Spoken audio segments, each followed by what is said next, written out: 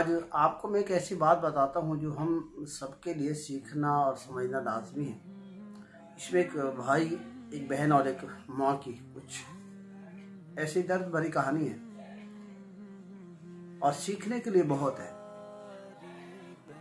एक भाई था, उसने कहा कि मेरी बहन शादीशुदा थी और मैं महीनों अपनी बहन के घर नहीं जा पाता था।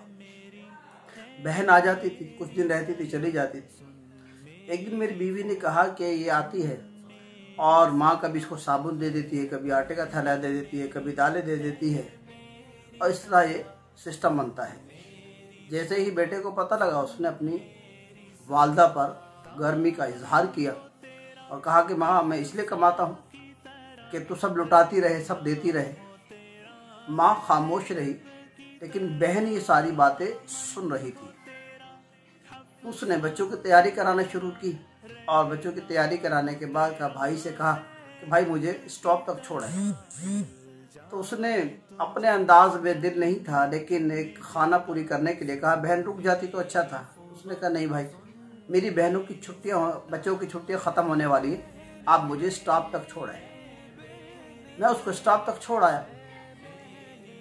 दिन गुजरते रहे। फिर एक वक्त वो आया कि जब हमारे घर का बंटवारा होने लगा तो मैं सख्ती का मैंने इज़हार किया कि बहन को कोई हिस्सा नहीं दूंगा और गाली भी दी।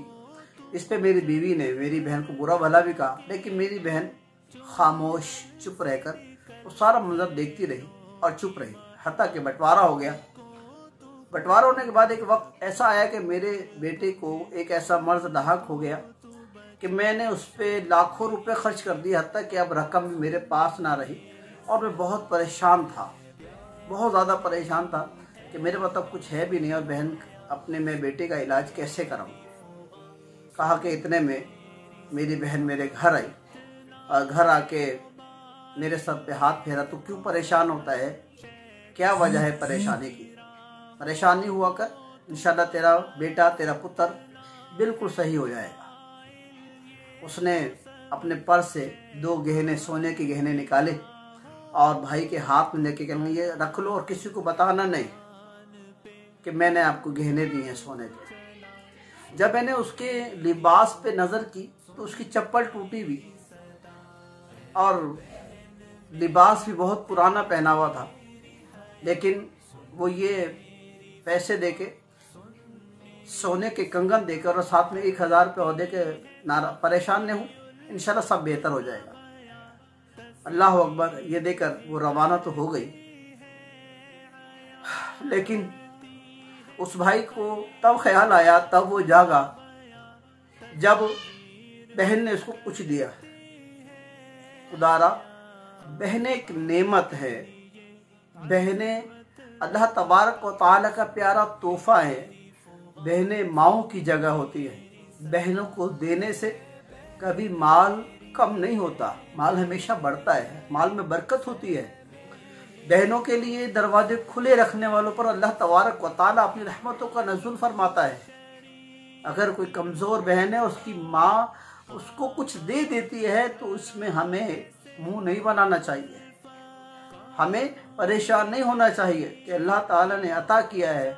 अगर कोई बहन कमज़ोर है, उसकी मैं इमदाद कर रहा हूँ या कर सकता हूँ, ये मेरी माँ कर रही है थोड़े थोड़े से, तो मुझे खुश दिली का मुजाहरा करना चाहिए। लेकिन उस भाई की आंखों से आंसू जारी हो गए कि एक मैं भाई जो एक साबुन पे, एक चावल पर, एक आटे के थैले पर मैंने उसको इतना जिल्लत का मुंह दिखाया, उसको मैंने उससे बदसलूकी की, बदजबानी की, गालियाँ दी, हत्ता कि जो उसका हक था वो भी हक मैंने मार लिया।